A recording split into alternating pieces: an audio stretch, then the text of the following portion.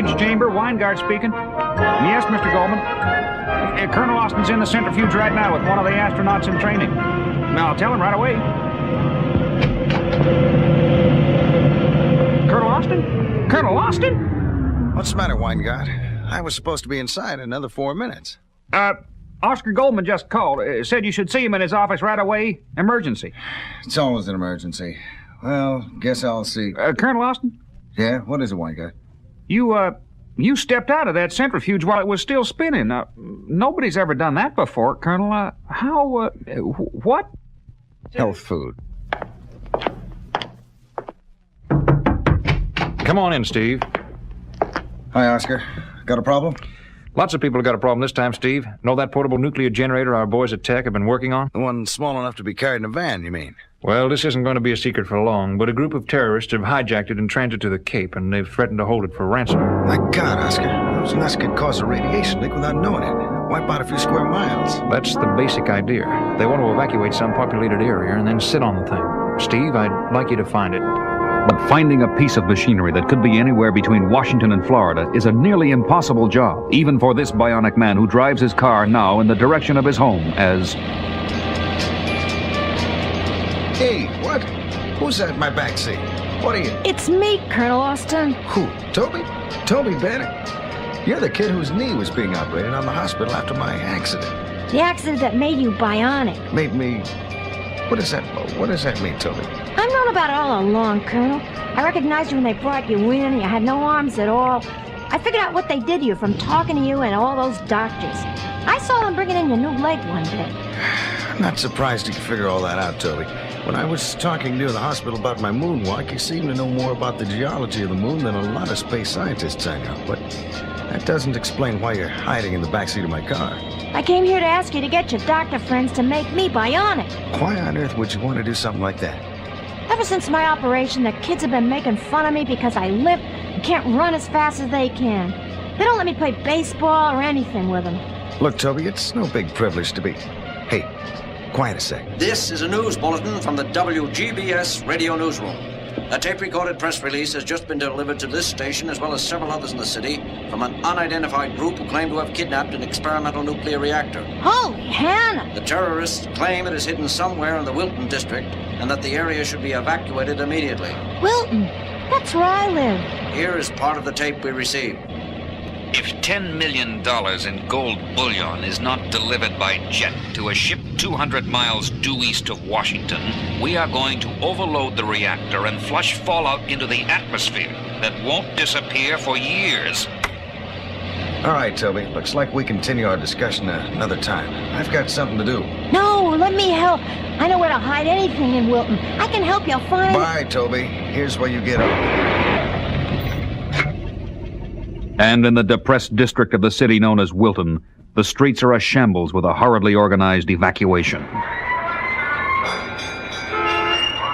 Hey, you can't drive into this area. Oh, Colonel Austin, we were told you would be here. Anyone have any leads as to where they've stashed the reactor? No one's even thought about it yet. It's all we can do here to keep a stampede from developing on the neighborhood. I guess that's my job. How do you find a miniature reactor in a few square miles? How do you find a guitar string in a vat of spaghetti? Hold it. I see something. Or someone. That man over there with the metal tag on his shirt. It's the kind of identification tag used in nuclear research facilities. He forgot to take it off. Now I tail my careless friend. The man enters a ramshackle warehouse in a part of the district that already appears completely evacuated. About time you got back. What does it look like out there? Everyone is terrified that if the government does not accede to our demands, people whose homes are here will riot across the city. It was a master stroke to bring the reactor here. How is the machine, Dr. Weber? The steel walls of this old truck are keeping any radiation leaks under control, but there are parts where radiation may help rust eat through. I worry that... He's been worried about something or other since we ended up on this enterprise. Why could we not find a nuclear expert who... What's that? Door! Someone is... The game's up, fellas. 2 police units are on the way here, and I know you're unarmed except for that machine. How did you break the bolt in that door? Oh, I picked the lock. Now the three of you... Oh! He jerked his arm around, knocked a hole in the wall! No, he slammed his body into that big storage tank. Done it. What's he doing? Can't control my limbs. Something driving me berserk. Keep out of his way, whatever he is! At that moment, Steve's young friend Toby is on the roof of the warehouse. I knew where to hide to keep from getting evacuated out of here, in one of the science labs at the high school. But then when a Geiger counter there started going crazy, I realized there was a radiation leak somewhere. I took the Geiger counter and it led me here. Now let's see. Yeah, it's coming from inside here all right. There's a broken skylight. Wonder what... Wow! Colonel Austin! The radiation leak must be wrecking the controls on his bionic limbs. I gotta get in and help him. Toby climbs through the broken skylight into the warehouse and sees Steve along with the two terrorists and the scientist running around yelling wildly. Get out of there! He's headed for the van!